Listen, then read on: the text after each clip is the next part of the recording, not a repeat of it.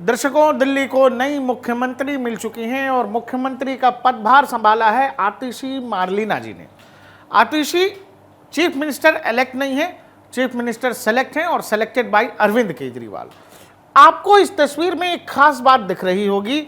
Media से पदभार ग्रहण करने के बाद जब आतिशी जी ने बातचीत की है तो यहां पर बड़ी अजीब चीज देखने को मिली और हालांकि इस बात की पहले से संभावना थी कि ऐसा कुछ होगा जरूर, और यह दिख गया है। आतिशी जी यहां बात कर रही हैं, एक कुर्सी पर हैं और बगल में यह कुर्सी खाली है और यह कुर्सी जो है इस पर बैठा करते थे अरविंद केजरीवाल जब मुख्यमंत्री थे और सांकेतिक रूप से यह वाली कुर्सी खाली कर दी गई है।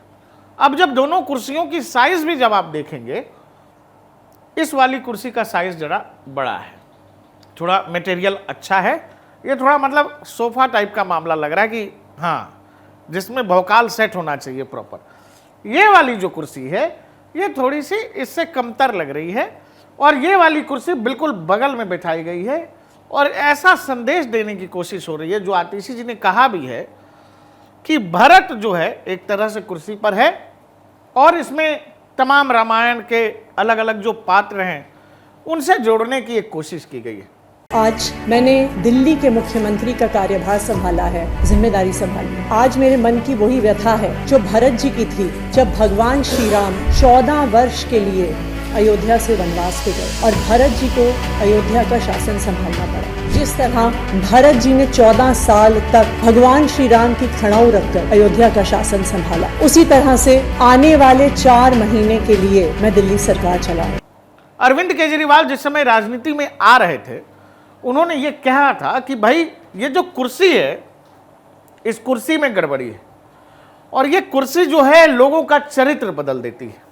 इस कुर्सी के अंदर कुछ ना कुछ समस्या है।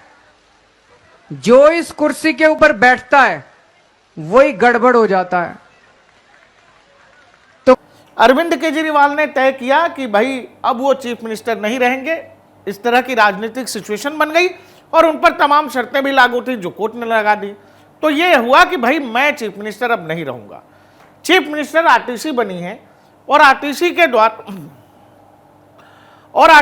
द्वारा भी आम आदमी पार्टी और अरविंद केजरीवाल बार बार ये मैसेज दे रहे हैं कि वो अभी भले इस कुर्सी पर नहीं दिख रहे हैं लेकिन सरकार चलाएंगे कौन? अरविंद केजरीवाल ही।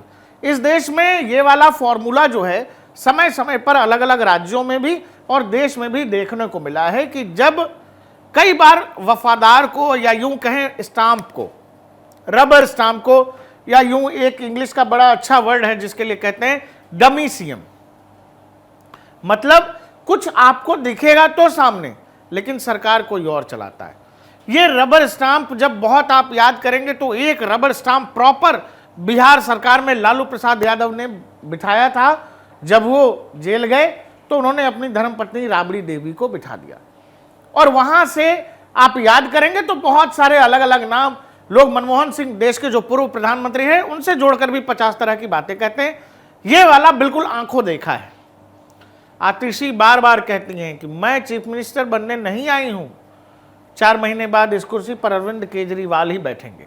इस देश ने जीतन राम मांझी को भी देखा है जब नीतीश कुमार ने जीतन राम मांझी को बिठाया, और इस देश ने हाल में चंपई सोरेन को भी देखा है। राजनीतिक मर्यादा कह लीजिए, राजनीतिक मजबूरी कह लीजिए, हमेशा आतिशी को यह बताते रहना पड़ेगा कि वो अरविंद केजरीवाल की वफादार हैं, वो अरविंद केजरीवाल की कृपा पात्र की वजह से दिल्ली की सीएम है, वो दिल्ली की सीएम इलेक्ट नहीं है, वो दिल्ली की सीएम सेलेक्ट है बाय अरविंद केजरीवाल है। बार बार ये मैसेजिंग ये कहां से? सीधे सीएम दफ्तर से हो रहा है।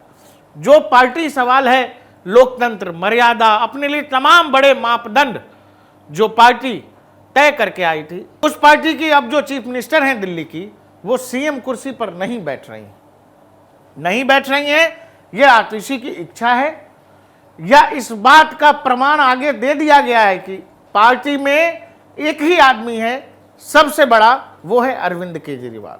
क्योंकि अरविंद केजरीवाल जब ये तय हुआ कि वो इस्तीफा देंगे तो उन्होंने खुले मंच से ये कह दिया कि मनीष सिसोदिया भी नहीं रहेंगे। पार्टी के अंदर जानकार ये बताते हैं कि अरविंद केजरीवाल की कद का कोई दूसरा बड़ा नेता जिसको लोग काडर में भी और दिल्ली की जनता भी मानती है वो है मनीष सिसोदिया। तो पहले मनीष सिसोदिया भी साइड हुए। अब जिस लेडी को चीफ मिनिस्टर बनाया गया है उसके जरिए रोज ये मैसेज दिया जाएगा कि आम आदमी पार्टी में खाता न बही, अरविंद केजरीवाल ही सही। ये है वो पार्टी जो तमाम अपने लिए मापदंड तय करके आई थी, लोकतंत्र, अभिव्यक्ति की आज़ादी और सब कुछ। अब दिल्ली में अगले 4 महीने तक ये पॉलिटिकल ड्रामा कह लीजिए, पॉलिटिकल सर्कस कह लीजिए, ये लगातार चलता रहेगा। आपको इसके बारे में क्या लगता है? ये जो कुर्सी खाली छोड़ी गई है, इस कुर्सी पर आने वाले समय में अरविंद केजरीवाल बैठ पाएंगे या वो वक्त भी आएगा जब ये वाली कुर्सी ही परमानेंट हो जाएगी? हमें कमेंट सेक्शन में बता दीजिएगा।